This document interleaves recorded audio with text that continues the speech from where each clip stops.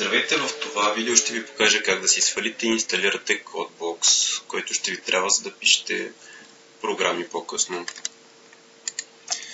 В Google ще напиша CodeBox. Така. Първият резултат, който ми излиза е download страницата в сайта на CodeBox. Отварям я. Тя изглежда по този начин. От тук ни трябва това, което се нарича Binary Release. Така че цъкам на тази връзка. Надолу, ако ползвате Windows, която и да е версия на Windows, тук пише с 2000 XP Vista 7, но същия файл работи за 8 и за 10, така че няма проблеми. От тук дадени са три версии на програмата. Тази, която ще ви е нужна, е втората версия. Не първата. Първата няма да работи по този начин, по който искате. Трябва ви втората. За да я свалите, може да свалите от два сайта, или Berlioz, или SourceForge. Аз избирам SourceForge, така че цъкам на тази връзка тук.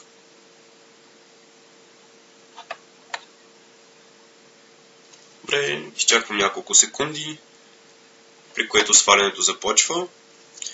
То ще отнема известно време, така че ще паузирам видеото. Така, файлът вече се свали и го отварям. Така, за да инсталирате CodeBox на вашия компютър, трябва да имате администраторски права за него. Ако нямате такива, то помолете вашия родител да го инсталира от неговия акаунт. И това е в случая, когато на компютъра, който ползвате, има акаунт на родителя и на вас, като родителя има повече права. В този момент трябва да изберете да. Това, което ви пита този прозорец е: вярвате ли на тази програма? Искате ли наистина да бъде инсталирана? Да, искате. Така че избирате Yes. Така, инсталацията е стандартна. Тук бъдете сигурни, че са избрани всички от чекбоксовете и горе пише Full. Целта на това нещо е да инсталира пълната версия на програмата, а не някоя по-урязана. Добре. Изберете къде да се инсталира програмата. По дефолт, по подразбиране, това е папката Program Files. И тя е добро място за инсталиране на програми. Така че аз избрах нея. Сега ще изчакаме малко да се инсталира CodeBox. Това отнема малко време. Добре, сега ни пита дали искаме да го отворим. Аз ще кажа, че не искам да го отварям още сега. И инсталацията е completed. Давам Next, Finish. И вече трябва да е инсталирана програмата. Така, аз ползвам Windows 10, Windows 8. И за да отворя програмата, ще цъкна на Start, на Search и ще напиша CodeBox. Така изглежда програмата. Добре. Като отворите, трябва да виждате нещо подобно на това. Сега би трябвало да може да пишете програми и всичко да бъде наред, но за жалост понякога не е всичко наред. Затова моля ви, влезте в менюто Settings, тук изберете Compiler.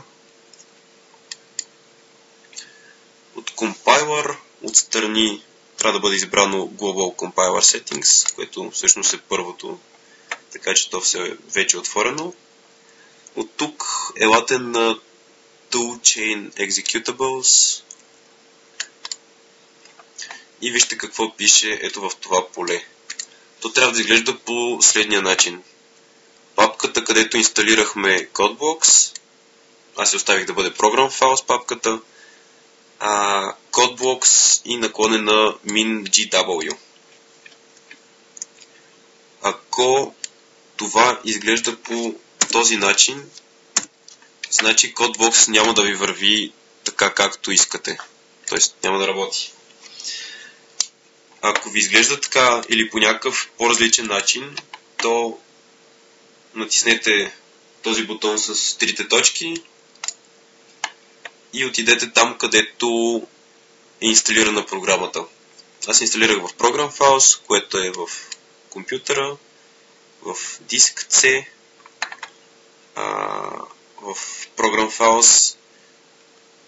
Инсталирах го в папката, която се казва x86. Че отварям нея. И тук в CodeBox. Така, и от CodeBox папката избирам под папката MinGW. Така, и цъкам OK. Добре, сега изглежда така, както трябва да бъде.